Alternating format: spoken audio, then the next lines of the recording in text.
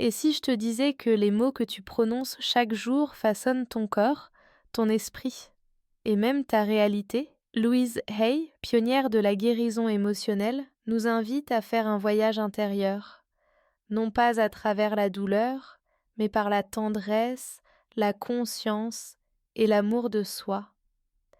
Louise Hay croyait profondément que chaque pensée que nous avons est comme une graine plantée dans notre esprit.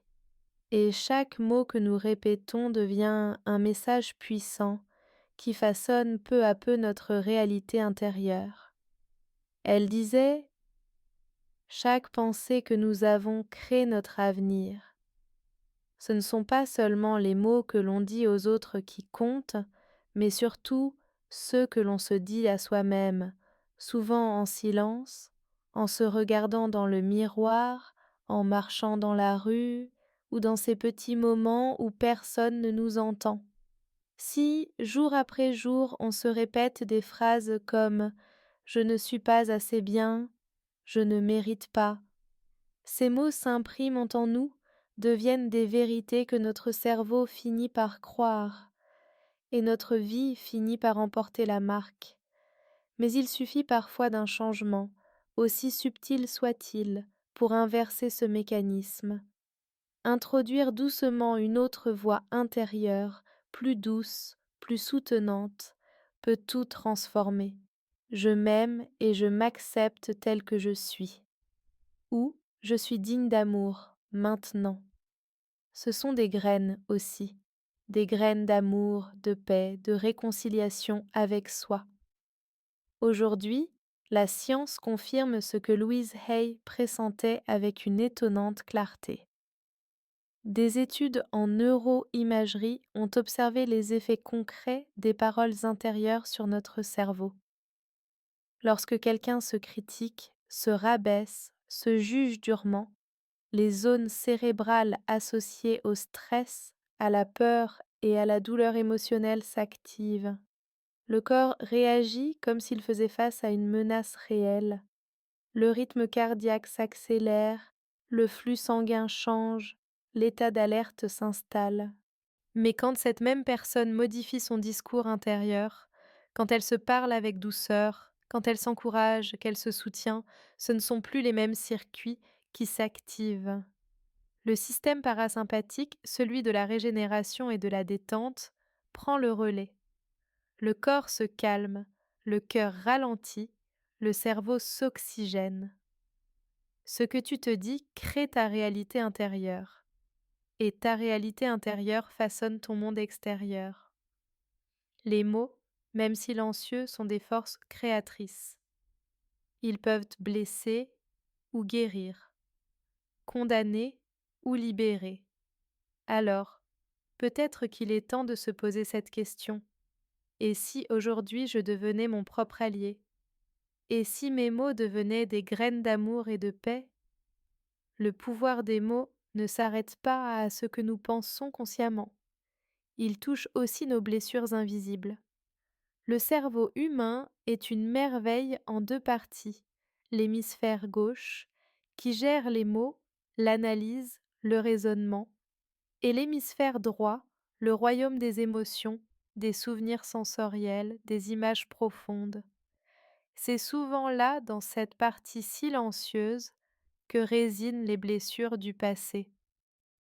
Les traumatismes de l'enfance, les émotions non exprimées, les douleurs qu'on ne savait pas nommer à l'époque, y restent figées comme des sensations vagues, parfois lourdes, qui nous habitent sans qu'on sache vraiment pourquoi. Et c'est là que les mots deviennent des ponts. Quand tu trouves le courage de parler de toi, de mettre en mots ce que tu ressens, même si ce n'est pas parfait, tu fais dialoguer les deux hémisphères. Tu offres à ce qui était flou une forme, une logique, une place.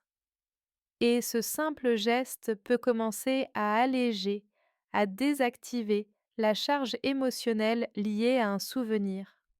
C'est pour cela que les affirmations, les mantras, l'écriture consciente ou la parole partagée avec quelqu'un sont si puissants. Ils ne sont pas simplement des pensées positives qu'on récite en espérant aller mieux. Ils réorganisent réellement notre cerveau, ils recréent des connexions, activent des zones de guérison et permettent au système nerveux de se réguler différemment. Tu peux littéralement te reprogrammer en choisissant jour après jour de te parler avec bienveillance. Louise Hay le sentait de façon intuitive. Et la science moderne nous montre aujourd'hui en détail pourquoi cela fonctionne. Beaucoup de nos douleurs actuelles ne sont pas récentes.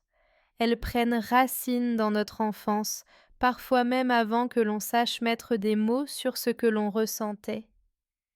Une parole dure, un regard qui juge, un moment où l'on s'est senti seul, pas compris, pas soutenu, un silence, une absence, une punition mal comprise. Et ce petit cœur d'enfant sans défense a commencé à construire des croyances pour survivre. Je dois être parfait pour être aimé. Je ne suis pas assez. Si je montre mes émotions, je serai rejeté. Ces phrases, entendues ou devinées, deviennent comme des lois invisibles qui guident notre comportement. On ne s'en souvient pas toujours clairement. Parfois, ce n'est qu'un sentiment diffus, un malaise qui revient dans certaines situations. Mais ces messages sont devenus des fondations invisibles. Et aujourd'hui encore, ils peuvent nous diriger sans que l'on s'en rende compte. On devient adulte. Mais à l'intérieur, cet enfant blessé continue de demander de l'amour, de la sécurité, de la reconnaissance.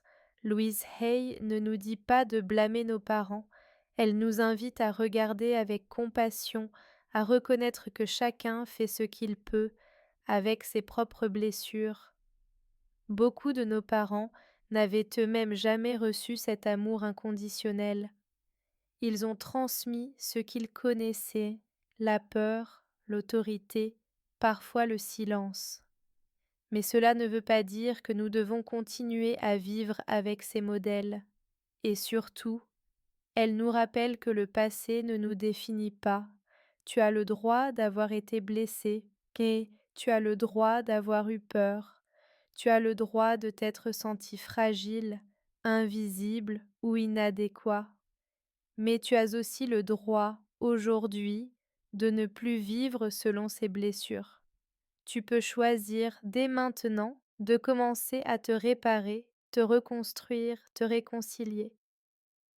La guérison commence quand on cesse de se juger pour ce qu'on a ressenti, quand on arrête de dire « j'aurais dû être plus fort » et qu'on commence à dire « j'ai fait de mon mieux, j'étais un enfant » et aujourd'hui je peux apprendre à me protéger autrement.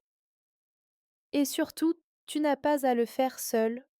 La guérison peut venir d'un regard tendre envers soi, mais aussi d'une écoute, d'un partage, d'un accompagnement. Un thérapeute, un ami bienveillant, une communauté qui comprend. Tu n'as pas à guérir tout en un jour, mais tu peux commencer par te parler comme tu aurais aimé qu'on te parle à l'époque, avec douceur, avec patience, avec amour, parce que ce que tu n'as pas reçu, tu peux apprendre à te le donner, et en le faisant, tu deviens un modèle vivant de transformation. L'amour de soi, pour Louise Hay, n'est pas de l'orgueil. C'est un regard tendre sur soi-même. C'est s'autoriser à respirer, à exister, à s'honorer. Cela commence par de petits gestes. Se parler avec douceur. S'offrir du repos quand on est fatigué. Dire non sans se sentir coupable. Dire oui à ce qui nous nourrit vraiment. Mais il y a une nuance essentielle. Beaucoup d'entre nous avons appris à aimer sous condition. On s'aime seulement quand on réussit, quand on est productif, quand on fait plaisir aux autres. Je m'aimerai quand je perdrai du poids. Je serai fière de moi quand j'aurai ce poste. Et si on inversait cette logique, Louise nous invite à pratiquer l'amour inconditionnel envers nous-mêmes, le même amour que l'on offre spontanément à nos enfants. Pense-y, quand un enfant tombe, fait une erreur ou pleure sans raison, tu ne retires pas ton amour.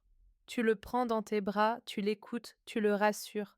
Tu l'aimes tel qu'il est, pas pour ce qu'il fait. Pourquoi ne pas faire pareil avec toi-même? Commence à te dire: je m'aime maintenant, même quand je doute, même quand j'échoue, même quand je n'y arrive pas. Parce que c'est l'amour inconditionnel qui guérit, pas l'exigence. Et il y a une autre clé, cesser de se comparer aux autres. Nous vivons dans un monde d'images parfaites, de réussites visibles, et souvent on regarde autour de nous en pensant: je ne suis pas assez comme lui, comme elle. Remplace-la par un mantra doux, lucide, humain. Par exemple, hier j'ai fait une erreur. J'ai dit ce que je ne voulais pas dire. J'ai blessé. J'ai ressenti de la tristesse et du regret. Je vais réparer ce que je peux. J'ai dit je suis désolée. Et je décide de faire mieux demain. Pas parfait. Mieux. Tu n'as pas à t'écraser pour progresser. Chaque jour je fais de mon mieux et chaque jour je progresse. C'est ce regard tendre, mais vrai, qui désamorce la spirale destructrice. Les affirmations sont bien plus que de simples phrases à réciter machinalement. Il ne suffit pas de les dire, il faut les ressentir, les visualiser, les incarner. Chaque mot prononcé avec intention devient une graine dans ton subconscient. Mais si tu veux qu'elle pousse, il faut lui donner de la chaleur, de la présence et de l'émotion. Dis-toi ceci: je m'aime et je m'accepte totalement. Puis, ressens ce que cela fait dans ton corps. Ferme les yeux, respire. Imagine-toi t'enlacer doucement. Vois-toi debout, serein, poé, confiant et rayonnant, prends de calme. Et laisse ces mots descendre dans ta poitrine comme une caresse intérieure. Voici quelques phrases que tu peux répéter à voix haute ou en silence. Mais surtout, ne les dis pas comme un robot. Dis-les comme si tu parlais à ton enfant intérieur, avec sincérité, avec amour. Je suis en sécurité. Tout va bien dans mon monde. Je mérite le meilleur, ici et maintenant. Je me pardonne. Je libère le passé. Je choisis la paix. Mon corps est mon allié. J'écoute ces messages avec amour. Tu peux aussi écrire ces phrases, les afficher sur ton miroir, les murmurer au réveil. L'important, c'est la répétition émotionnelle. Chaque fois que tu les ressens profondément, elles deviennent plus vraies. Et surtout, souviens-toi, les mots positifs ont le même pouvoir que les mots négatifs, mais dans l'autre sens. De la même manière que juste avant une présentation, tu te dis: je ne suis pas prêt, je vais me tromper, ils vont se moquer de moi. Ces pensées activent le cortisol, le stress, le système de survie. Tu transpires, tu as mal au ventre, tu perds tes moyens.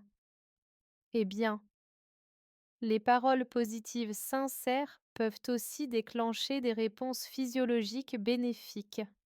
Les neurosciences ont démontré que se lever le matin avec un sourire, accompagné d'une phrase de gratitude ou d'amour, modifie immédiatement l'activité de ton cerveau. Cela demande de la pratique. Ce n'est pas magique.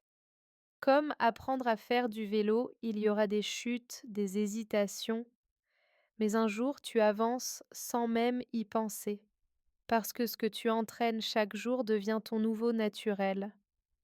Avec le temps, tu verras, elles ne seront plus seulement des mots, elles deviendront une vibration, une nouvelle façon d'habiter ton corps et ton esprit. Tu ne répètes pas des affirmations pour te convaincre, Tu les répètes pour te souvenir de qui tu es vraiment, pour revenir chez toi.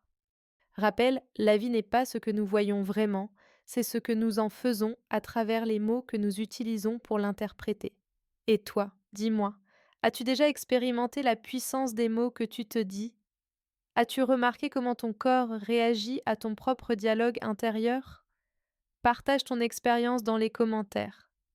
Ce que tu vis, ce que tu ressens peut aider d'autres personnes à ne pas se sentir seules. Et si tu as trouvé ce message utile, pense à t'abonner à la chaîne et à laisser un petit like. C'est un geste simple, mais ça fait toute la différence pour que ce contenu touche plus de cœurs. On est ensemble sur ce chemin, et chaque mot d'amour que tu poses sur toi est déjà une victoire.